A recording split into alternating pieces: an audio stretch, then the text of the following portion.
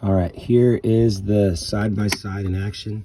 So I'm just gonna turn it on, see the gauges and stuff. So it's in neutral right now, and that light is on because it's not started. So we start it, see it go off. That's how much gas we have. So you press this button. You'll see that it says it's 548. That's incorrect. You gotta just update that. It has a total of 895 miles on the odometer. It has low temp, so it hasn't been warming up forever, so it starts up just fine, as you saw. It has 172 hours on it, and the next service interval is at 200 hours, like basic stuff like oil filters mostly. Okay, so I pushed this reset button before, and that's why it says 600.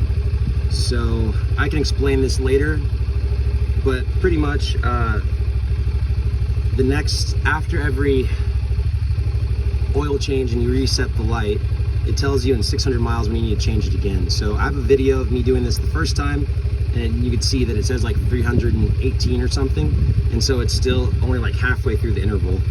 And then we can go to the next thing, and it tells you that the next service is due in 100 hours. So you could also go by hours, and before it said 44 hours, so that's how many hours were left before I push this button. But it's already ahead of schedule because I've given it 3 oil changes already. And then let's see how it moves. So I will put it into drive, and then let's see, back up. So it goes forward just fine. Stop, brakes work just fine. Go in reverse, the revert light goes on, goes backwards. And then the 4-wheel drive works just fine too. And I'm in neutral, so I gotta put it back into drive. And you can go 4-wheel drive. Just crawling. And then, yeah, put it back into, you can put it into the diff lock, like 4-wheel lock if you like.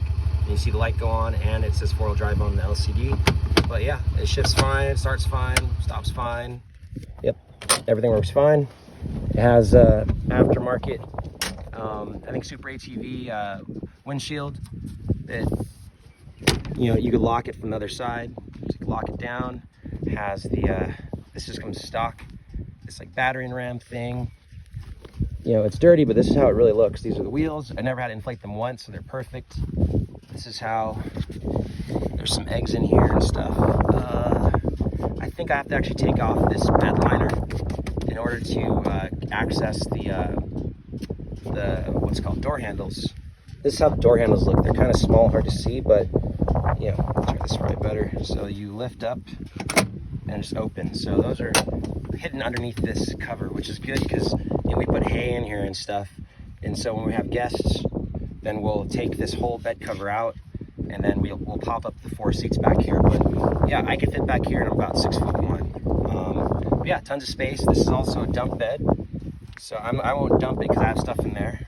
But you pull up on this lever, and you can use your hand, or I'll just use my foot, and you can see that it starts tilting. So it has a dump truck bed. The payload is 1,000 pounds in the bed. Zoom out. It has these lock-in latches. Oops, I gotta use my foot to open the boat.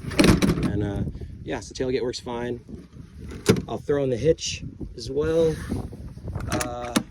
Let's see, I have some extras I need to install or never did install. I have this kind of like fabric cover with a zipper, so you can, it's plastic, so you can see through it, and then talk to people and stuff as well by zipping it open. And then I have some doors for the front that are cloth and plastic that you could zip open. And yeah, doors work great. And that's about it. It has it's very lifted, from the factory. I don't know if you can tell. It's dirty. I could pressure wash it. But yeah, great ground clearance. This thing, yeah, goes anywhere you need it to go. And it's all perfect condition. And yeah, the lights work great. Yeah, everything works great.